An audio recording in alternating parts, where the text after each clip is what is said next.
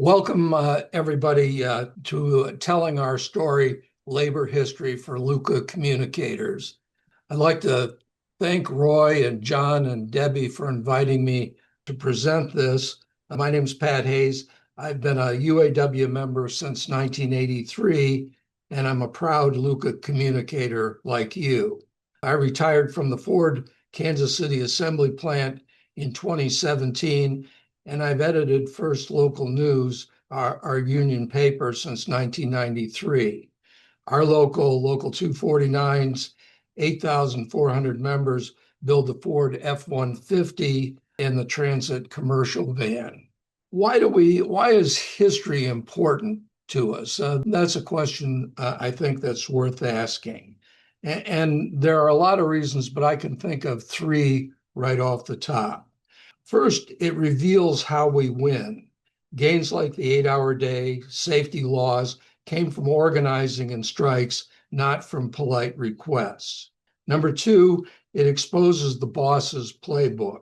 History shows that tactics like union busting and divide and conquer are just recycled scripts from past battles. And maybe most importantly, it builds union power. When workers understand their history, they understand their power, and they're more likely to use it. The labor movement in the United States has deep roots.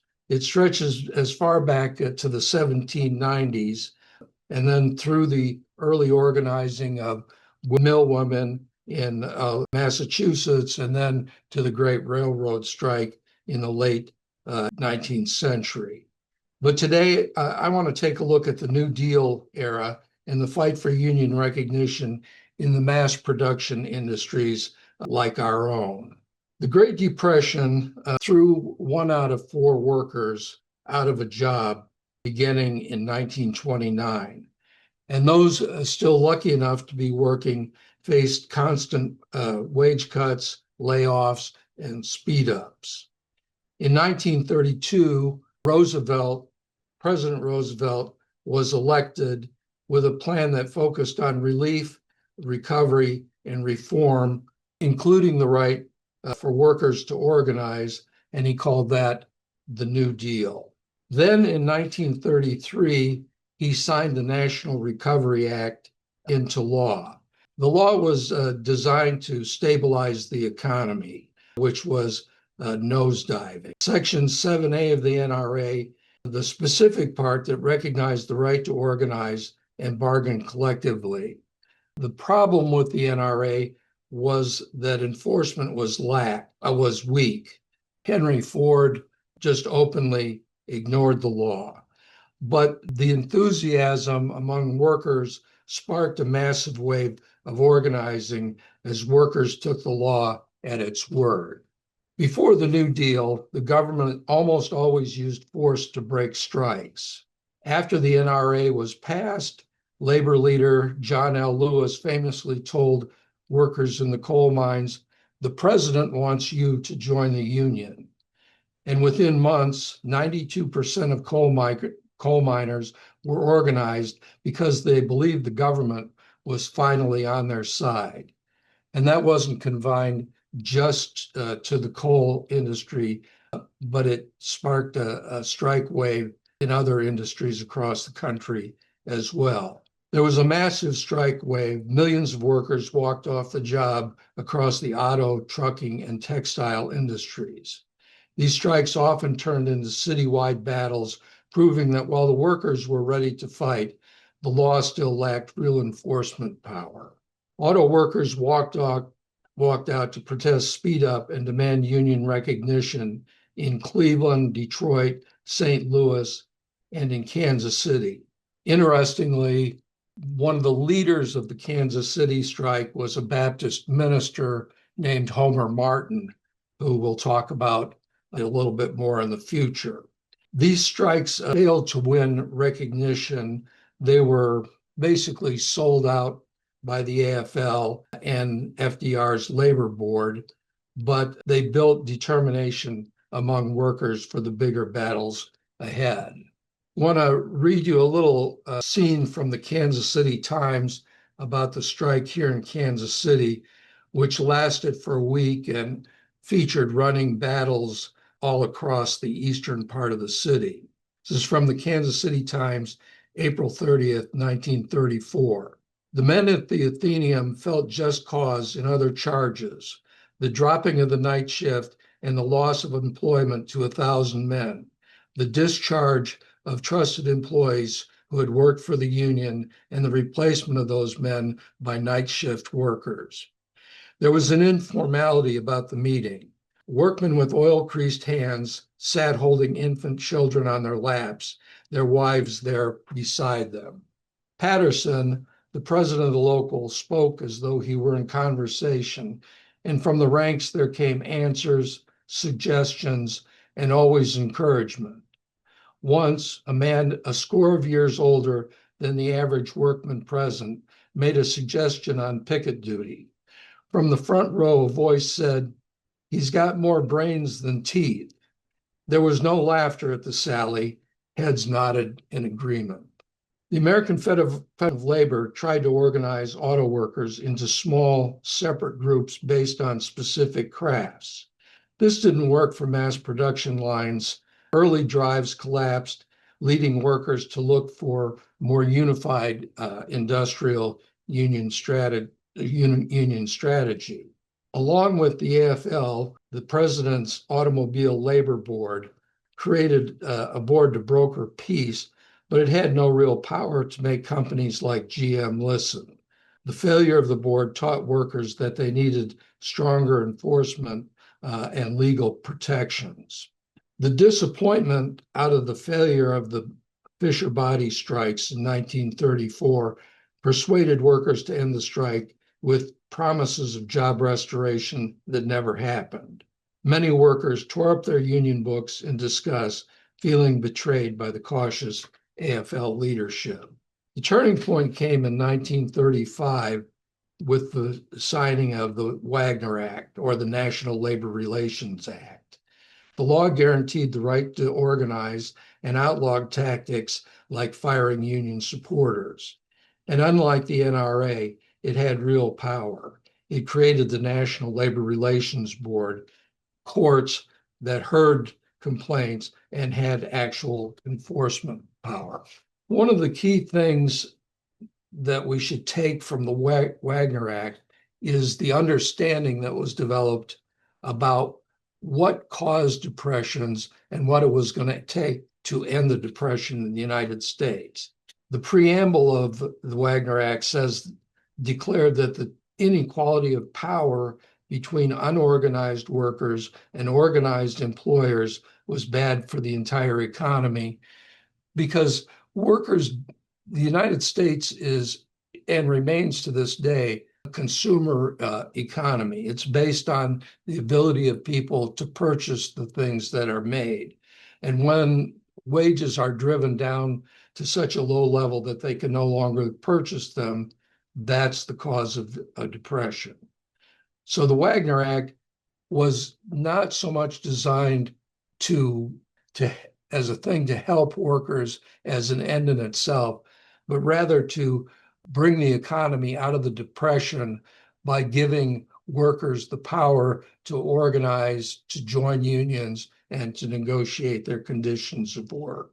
In 1935, the AFL sponsored the founding convention of the United Auto Workers. William Green, who was the president of the AFL, tried to appoint all the leadership, the international leadership of the UAW, sparking a rebellion in the ranks of the convention attendees and a two-day postponement of the convention while the AFL tried to figure out what to do. In the end, they came back with a take it or leave it deal. Either agree to the terms and the officers that we're appointing, or we're going to withhold the charter for the union. A walkout was prevented by cooler heads who were looking a little bit into the future, and Homer Martin, who I mentioned earlier from Kansas City, was appointed vice president of the union. The AFL, or the UAW founding convention, was followed by the big fistfight, the punch that launched the CIO at the convention in Atlantic City. Let me read you a little bit about what happened there. At the 1935 convention of the American Federation of Labor, held October 14th through the 19th in Atlantic City, tensions over how to organize mass production workers boiled over into a now famous fistfight. John L. Lewis, pushing for industrial unionism, clashed with Big Bill Hutchison of the Carpenters Union and a staunch defender of the craft system. He told Lewis, "This is a convention of skilled craftsmen. We have no room for the ragtag and bobtail of the mass production industries." After a heated exchange on the convention floor, Lewis leveled Hutchison with a punch to the face, knocking him down and symbolizing just how deep the divide had become. The incident wasn't just personal.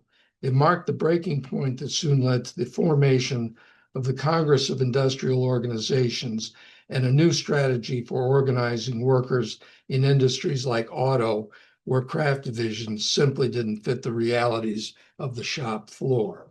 That was followed in 1936 by the UAW convention, where the AFL, in essence, walked out, leaving the delegates free to elect their own leadership. Homer Martin of Kansas City was elected as the first president, and plans were starting to, at the convention, were beginning to be drawn up for the wave of strikes that would soon come. Until this point, every time, or most of the time, when working people went on strike for better pay or working conditions, they faced violence. And often that violence was in the form of the government, the police, the National Guard facing them down, even in times when the law, like the Wagner Act, gave them the right to organize, the right to strike, the right to bargain collectively. Employers just assumed, whatever the law said, that the police would act in the interest of the company. The forming of the UAW, the Wagner Act, and the CIO now gave workers the confidence to believe that they could finally win. There was one last thing that needed to be decided, and that was that the Supreme Court had ruled against the NRA, and many district courts had already ruled against sections of the Wagner Act. When a test case came in NLRB versus Jones and Laughlin Steel Corporation. The Supreme Court did not strike down the Wagner Act. It ruled that it was constitutional, and in any case, before the ruling was even issued in 1937, workers went ahead and launched a new wave of strikes in 1936. The sit-down strike grew out of earlier shop floor tactics, quick stay-in stoppages, factory occupations in Europe, and militant actions by rubber and auto workers in the mid-1930s, where workers realized that their real leverage came from controlling production itself. Instead of walking out and risking replacement by strike breakers, workers stayed inside, shut the lines down, and physically prevented the company from using the machinery or moving finished parts.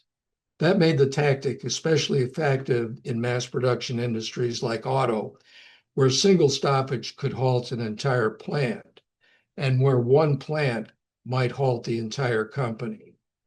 It spread rapidly because it flipped the balance of power. Workers could enforce their demands without giving up the workplace, and companies had few options short of risky large-scale confrontations. In an industry built on tightly coordinated assembly lines, the sit-down strike was a direct answer to speed up, discipline, and the constant threat of being replaced. It could put control, even if temporarily, in workers' hands. In the Flint sit-down strike that began in 1936, the UAW targeted the dies at the Flint Fisher Body plant, because they were used to stamp out parts, body parts that were used all over the General Motors system. And by occupying that strategic plant, workers were able to shut down GM's ability to produce cars nationwide. Even as the union was planning the GM strike in Flint, other locals, especially in Cleveland, where there was another set of dies, but also in St. Louis and Kansas City, walked out on the job, and in Kansas City began occupying the plant before the GM sit-down strike, basically putting enormous pressure on GM to settle. One of the things that leaders of the union in Detroit learned that Homer Martin, although he was a wonderful speaker, was not a very good union leader in a strike situation. And they sent him on a speaking tour so that they could get ahead with organizing the successful sit-down strike. One of the keys to victory was Michigan Governor Frank Murphy. Murphy had been the mayor of Detroit during the Detroit hunger strike, and he was horrified by the killing of a number of the marchers in the hunger march. And he was a different kind of politician than many of us see today. After he was appointed to the Supreme Court, he also cast the lone vote on the court against the internment of Japanese during World War II. In this case, he refused to send the National Guard in to break the strike in Flint, forcing the company to recognize the union. Just days after the Flint sit-down strike, 60,000 workers in Detroit walked off the job at Chrysler. In some places, they struck with picket lines outside the plants, and in some places, they sat down inside. At the end of the strike, which only lasted a couple of weeks, the UAW was a powerhouse representing two of the big three auto companies. Workers at the Kansas City Ford plant launched the first sit-down strike in the entire Ford system, April 2nd, 1937. The strike was started when the company tried to fire 144 UAW members as they were about to punch out for the weekend. Let me read you a little brief excerpt from a book I'm writing about the strike to give you a flavor of it. Joe Bush hung up the phone, drummed his fingers once on the desk, then opened his desk drawer and drew out a sheaf of papers. The list contained the names of 145 UAW members at the Ford Motor Kansas City assembly plant, compiled by Service Department spies. The voice on the other end of the line informed him they were all to be fired that day, no exceptions. Henry Ford was alarmed by the union's recent successes at General Motors and Chrysler. There was to be no repeat at Ford. Bush had the plant's general foreman called to his plush, dark-paneled office on the second floor for a meeting. Hard-bellied men in white shirts and ties gathered around his desk, arms folded. They listened silently to his instructions. Then, lists in hand, they fanned out across the plant below to meet their subordinates in each department. At 3:15 p.m., they struck. Service department guards and foremen descended on the long line of men preparing to punch out at the time clock. Shouldering their way down the line, they sought out the members of the UAW Local 249, whose names were on their list. Meaty hands grabbed at the badges of their quarry, and shouts echoed up and down the line. "You're fired! You're fired! You're fired!" At first, the men were stunned.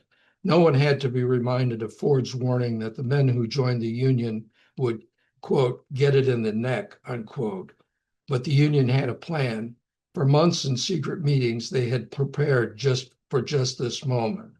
Former middleweight boxer Gene Minshaw was picking felts in the trim department when he heard the shouts.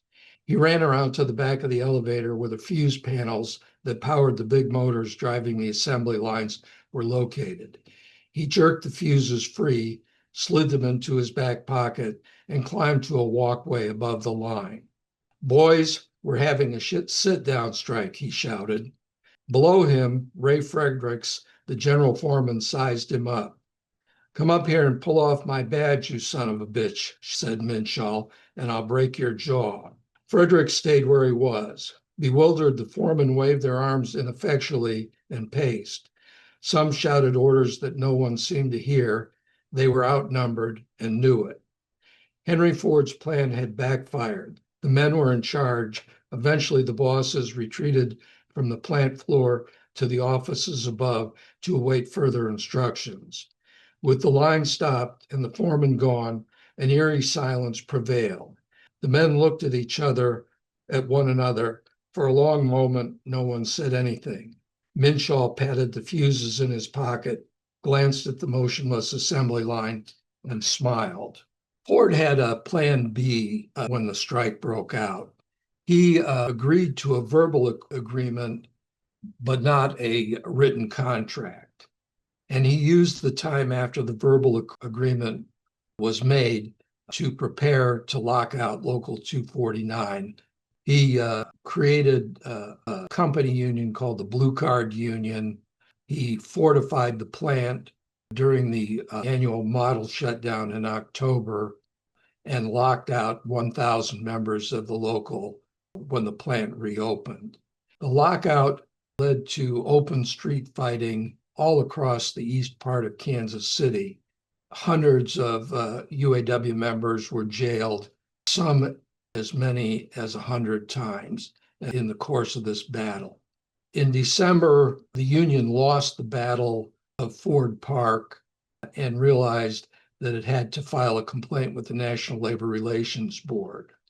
In 1941, the NLRB ruled that Ford had violated federal labor law, forcing the company to finally recognize the union, return the men to work, and pay them back pay, releasing men who had been hired after they were locked out. Even with the NLRB ruling, Ford held back and refused to agree to all the aspects of the ruling until the historic vote at the Rouge plant.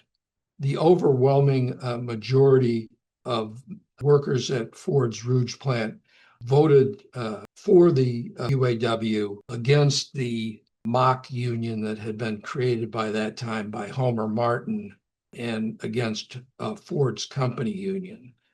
And at that point, Ford threw in the towel and Ford recognized the UAW. In 1947, and actually before that, the employer class, the people that we would call the billionaires today, fought the New Deal tooth and nail every step of the way, violating the law and violating the terms when they could get away with it or working against it when they couldn't. That came to a head in 1947 with the Taft-Hartley Act. The law restricted strikes, including the sit-down strike. It allowed right-to-work laws, states to enact right-to-work laws, and it let people benefit union from contracts without paying dues. The goal was a long-term effort by business to curb the collective power that workers had built during the New Deal era. That was followed in 1971 by the Powell Memorandum. Lewis F. Powell, who was later appointed to the Supreme Court, was asked to write a blueprint for corporate America to organize politically, to influence media, and tilt the courts back against labor. The Powell Memorandum was embraced by business, the courts, and led to a more aggressive anti-union campaign and a steady decline in union membership after the 1970s. Membership hit a peak of 1/3 of the workforce in the 1950s, but has been pushed back really to pre-New Deal levels today. Leading up to the 2023 Big Three contract negotiations, the companies poured billions of the company profits that were generated by the work of UAW members into buybacks to the shareholders, and new higher wages lagged way behind.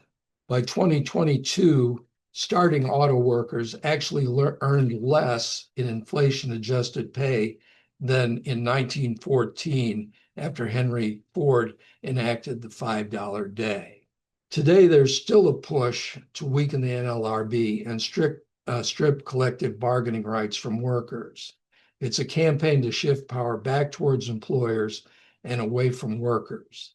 Actions like stripping collective bargaining rights from large sections of federal workers, weakening enforcement agencies like the NLRB, narrowing rules that hold corporations accountable for wage violations are all part of this pattern.